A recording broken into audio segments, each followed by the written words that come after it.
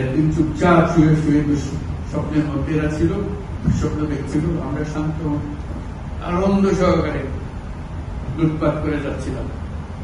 হঠাৎ করে বলবে তারা কি চুপচাপ বসে থাকবে? খুব চেষ্টা করবে আবার তোমাদেরকে দুঃস্বপ্নের মধ্যে সাথে ঢুকিয়ে দেওয়া, তারা শান্তিতে আবার তাদের রাজত্ব চালাবে। তারা চেষ্টা ত্রুটি করবে। যে কাজ শুরু করেছ এই কাজ সমাপ্ত না হওয়া পর্যন্ত এর থেকে বেরিয়ে যাবে। তাহলে সব বাংলাদেশ এই যে বললাম, বলছিলাম 16 বছর 53 বছর, বাংলাদেশের জন্ম থেকে আজ পর্যন্ত এই সুযোগ আর আসেনি যে সুযোগ তোমরা আমাদের হাত তুলে দিচ্ছ। এই সুযোগ যেন হাত ছাড়া না। এই সুযোগ হাত ছাড়া হলে বাংলাদেশের আর কোন ভবিষ্যৎ থাকে। এটা কোন দেশ, এটা কোন রাষ্ট্র থাকে। এটা যেন শুধু রাষ্ট্র নয়, পৃথিবীর সম্মানিত রাষ্ট্র হিসেবে প্রতিষ্ঠিত।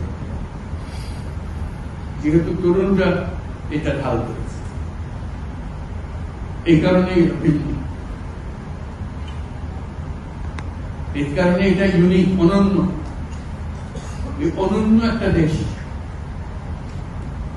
আমরা তৈরি করতেছি। মানুষ এসে, দুনিয়ার মানুষ এটা এসে দেখে যাবে, তোমাদের কাছে শিখতে আসবে, তোমাদেরকে নিয়ে যাবে। আমাদেরকে বলো কি মন্ত্র দিয়ে তোমরা এটা করেছো,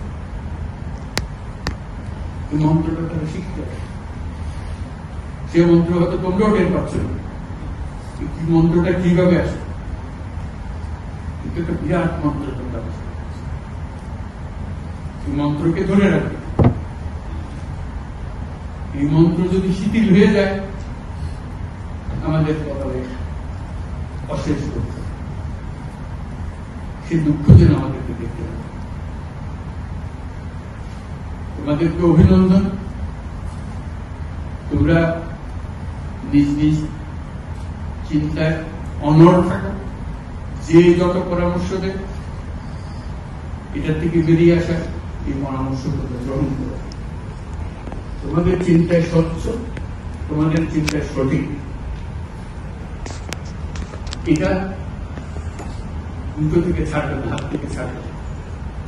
এবং আমাদেরকে স্মরণ করিয়ে দেবে যদি আমরা এই স্বপ্নের থেকে দূরে সরার কোন কাজ করে ফেলবে। আমাদের কারো কোনো ইচ্ছা নেই এই স্বপ্ন বাইরে যাওয়া, এই স্বপ্ন বাস্তবায়ন করাই আমাদের সার্বক্ষণিক কাজ। তবে ভুলক্রমে যদি আমরা সীমা অতিক্রম করি কোথাও, আমাদেরকে সঙ্গে সঙ্গে জানিয়ে দেবে। আজকে এই শপথ নিয়ে আমরা আজকে এই সবাই একত্র হলাম। সবাই যারা আজকে উপস্থিত করতে পারে নাই তাদেরকেও এই সংবাদ জানিয়ে দিও যে আমরা একযোগে একসঙ্গে এই কাজে নামলাম এবং এটাকে ইনশাআল্লাহ সফল করব। ধন্যবাদ সবাই।